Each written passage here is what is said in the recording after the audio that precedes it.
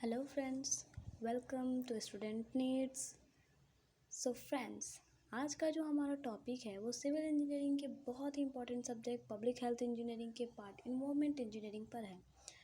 तो friends, video पर अंत तक बने रहिए, वीडियो पूरा देखिए और अगर वीडियो पसंद आए तो लाइक करिए, शेयर करिए और सब्सक्राइब करिए। तो फ्रेंड्स, अब हम अपने टॉपिक की ओर चलते हैं। तो फ्रेंड्स, आज का हमारा टॉपिक है वाटर सप्लाई स्कीम। सो दोस्तों, चूँकि आज का हमारा टॉपिक वाटर सप्लाई स्कीम है, तो पहले हम वाटर सप्लाई स्कीम के बारे में थोड़ी सी जानकारी देखते हैं कि वाटर सप्लाई स्कीम होता क्या है। तो दोस्तों, वाटर सप्लाई जो स्कीम होती है, इसको बनाने से पहले हमें उसके बहुत सारे जो फीचर्स होते हैं, जो फैक्टर्स होते हैं, उनके बारे में जानना चाहिए और उसके सभी तरीके के लाभ हानि, इस पे कितना पैसा खर्च करना चाहिए, कितने दिनों तक इसको बनाने में कितना टाइम लगाना चाहिए, कितने दिनों तक ये चलना चाहिए, इन सब के बारे में हमें पूरी तरह से जानकारी इकट्ठा करनी चाहिए और इसको बनाने से पहले हमें इन सभी फैक्टरों के बारे में अच्छे से जानकारी ले लेनी चाहिए। तो दोस्तों, इसके जो फैक्टर कंसिडरेट होता है, ये क्या होता है, फैक्टर कंसिडर में क्या होता है, हम वाटर को सेफली सप्लाई करते हैं, ठीक है।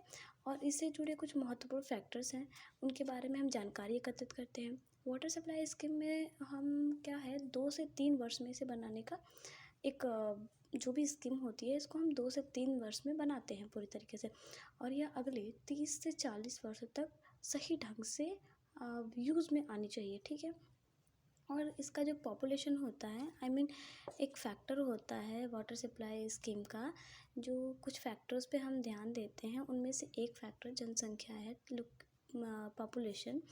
देन इसमें क्या होता है, नगर की जनसंख्या सामान्यतः बढ़ती घटती रहती है। जो एक सिटी होती है, उसकी जनसंख्या अक्सर घटती बढ़ती रहती है। तो जो हम वाटर सप्लाई स्कीम बनाते हैं, इसमें इसका बहुत बड़ा ध्यान देना पड़ता है, बहुत ज़्यादा ध्यान देना पड़ता है, क्योंकि हम वाटर सप्लाई स्कीम जनसंख्या के अकॉर्डिंग ही बनाते हैं, कितने लोग उसको यूज़ करते हैं, तो इसलिए ये बहुत ही इम्पोर्टेंट फैक्टर हो जाता है।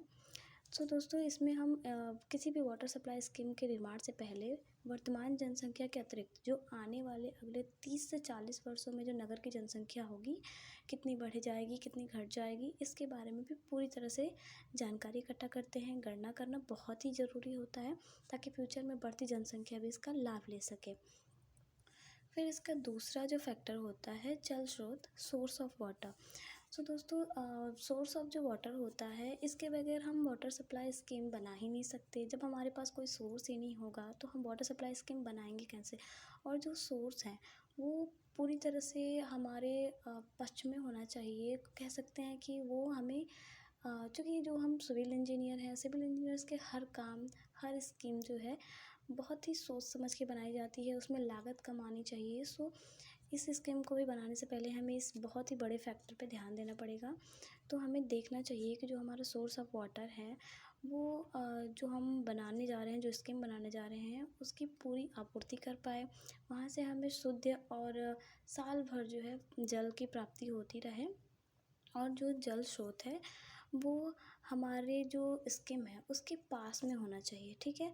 हम उसके आसपास ही जल का जो सोर्स है, जो वाटर सोर्स है, वो उसके आसपास ही होना चाहिए। क्या है कि अगर हमारा जो वाटर सोर्स है वो हमारे स्कीम के पास में होगा, तो हमें वाटर ट्रांसपोर्टेशन जो होता है उसमें ज़्यादा से ज़्यादा पैसे खर्च करने की ज़रूरत नहीं पड़ेगी, क्योंकि पास में है, हम थोड़ी से भी पैसे खर्च करके उसको अपनी वाटर स्कीम तक ले जा सकते हैं। तो इसलिए हमें वाटर सोर्स के पास ही वाटर सप्लाई स्कीम भी बैठानी चाहिए। और इसका तीसरा जो फैक्टर है वो है क्वालिटी ऑफ वाटर।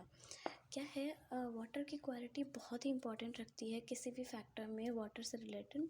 सो जो इसके वो उपभोक्ता हैं, जो इसको यूज़ करने वाले हैं, वो जो है सिंपली वो अच्छा पानी चाहेंगे, अच्छा वाटर चाहेंगे जो स्वच्छ हो और उनके हेल्थ के अकॉर्डिंग हो, जो उनके हेल्थ पे अच्छा प्रभाव डाले।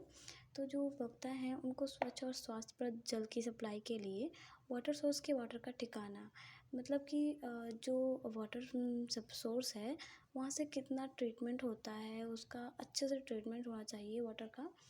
तो जो भी उपभोक्ता होता है वो चाहता है कि हमें स्वच्छ और हेल्दी वाटर मिले, और इसके लिए हमें वाटर को कितना सप्लाई करना चाहिए, कितना उसको ट्रीटमेंट की ज़रूरत है, या फिर उस पर कितना पैसा खर्च होगा, उसके बारे में भी हमें पूरी तरह से पता होना चाहिए। गाइस, इसके फोर्थ फैक्टर पे अगर हम देखें तो इसका फोर्थ फैक्टर होता है आपूर्ति क्षेत्र की स्थलाकृति। क्या होता है, टोपोग्राफी जो होता है वो टोपोग्राफी ऑफ द एरिया होता है ये। और टोपोग्राफी एरिया का अध्ययन करना आवश्यक है, क्योंकि जो ऊबड़ खाबड़ क्षेत्र में जो पाइप बिछाने में बहुत कठिनाइयाँ होती हैं। टोपोग्राफी क्या होता है, जो ये सरफेस से रिलेटेड होता है हमारे, जहाँ पे हम अपने वाटर स्कीम की पाइप को बिछाते हैं ताकि घरों तक पानी को हम पहुँचा सकें। तो इसमें क्या होता है, पहला तो फ्रेंड टोपोग्राफी एरिया जो होता है वो होता क्या है। टोपोग्राफी एरिया वो एरिया होता है जहाँ से हम वाटर सप्लाई स्कीम की जो पाइप जाती है उसको बिछाते हैं। तो क्या होता है, अगर हम टोपोग्राफी एरिया के बारे में पूरी तरह से जानकारी नहीं लेते हैं तो वहाँ पे जो पाइप बिछाई जाती है, ऊबड़ खाबड़ एरिया में जो पाइप बिछाने में बहुत कठिनाई होती है, और उसका जो वाटर हेड है उसमें भी काफ़ी लॉस हो जाता है। सो प्लेन एरिया में वाटर सप्लाई का जो पाइप होता है वो डालने में हमें काफ़ी आसानी भी होती है और उसका खर्चा भी बहुत कम आता है। तो इसीलिए हमें टोपोग्राफिक एरिया के बारे में पूरी तरह से जानकारी होनी बहुत ही ज़रूरी होती है। सो गाइस, इसकी जो फिफ्थ फैक्टर है वो क्या है, waste water disposal. Waste water disposal क्या है, जो हम अगर वाटर पाइप बिछाने से पहले उसे घरों से निकालने वाले दूषित जल या सीवरेज जल के निपटान के बारे में भी सोचना चाहिए। क्या है कि जब हम वाटर सप्लाई की जो पाइप डालते हैं तो उससे डालने से पहले हमें उस घर से निकलने वाली जो सीवरेज सिस्टम से निकलने वाली जो सीवेज है उनके बारे में पहले सोचना चाहिए कि उनको कैसे निपटारा करना है। क्योंकि अगर वाटर पाइप जो होती है वो, और हमारा सीवरेज पाइप, जो सीवरेज पाइप है उसके अगर पास पास बिछा दिया जाए तो जब जो सीवरेज जो पाइप है उससे जो निकलने वाला वाटर होता है उससे हमारा वाटर पाइप जो है दूषित हो जाता है, जिससे कि वो पीने लायक नहीं रहता और काफ़ी सारी गंदगी फैल जाती है। सो इसलिए हमें इस बारे में बहुत ही सावधानी से जानकारी मतलब करनी चाहिए, पता करना चाहिए कि हाँ, सीवरेज सिस्टम कहाँ है और वाटर पाइप कहाँ डालनी है, इसके बारे में हमें जानकारी अच्छे से होनी चाहिए। सो गाइज़, अब हम अपने नेक्स्ट टॉपिक पे जाते हैं। गाइज़, इसके और भी बहुत सारे फैक्टर हैं, जैसे वाटर वेस्ट डिस्पोजल तो हमने देख ही लिया, वाटर चार्जेस भी होता है, फ्यूचर एक्सप्रेशन ऑफ टाउन भी होता है, फ्यूचर एक्सपेंशन ऑफ टाउन भी होता है, और फाइनेंस भी होता है। इनके बारे में हम शॉर्टली जान लेते हैं कि वाटर चार्जेस क्या होता है।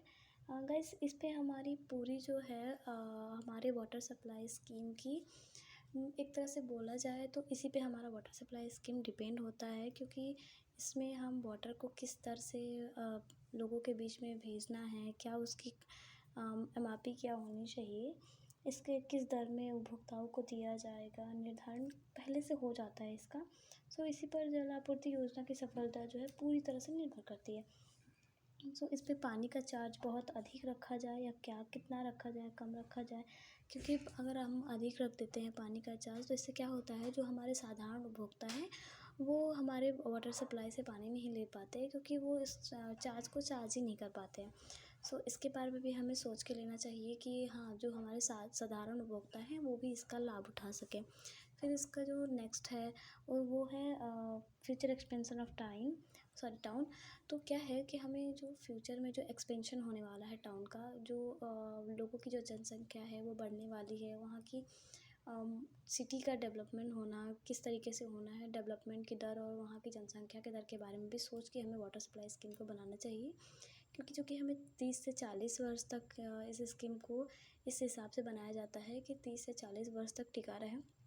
सो हमें उतनी जनसंख्या के बारे में पहले से जानकारी इकट्ठा करनी पड़ती है। कुछ ऐसे मेथड्स हैं जिनके बारे में जिनके थ्रू हमें उनकी जनसंख्या की अच्छी खासी जानकारी हो जाती है, ऑलमोस्ट जानकारियाँ हो जाती हैं। सो हमें उसके बारे में पहले जानकारी करनी पड़ती है कि हाँ, जनसंख्या कितनी होगी और उसके हिसाब से हमें अपनी वाटर सप्लाई स्कीम बनानी पड़ती है। सो गाइज़, इन सभी फैक्टरों पे ध्यान देना चाहिए। तो आज का हमारा वीडियो बस यहीं समाप्त होता है। सो गाइज़, अगर आपको ये वीडियो अच्छा लगा हो और आपको पसंद आया हो तो प्लीज़ इसे लाइक करिए, शेयर करिए और अपने फ्रेंडों के साथ भी शेयर करिए और इसे सब्सक्राइब कर दीजिए। सो फ्रेंड्स, आज हमारा वीडियो यहीं ख़त्म होता है। Thank you so much.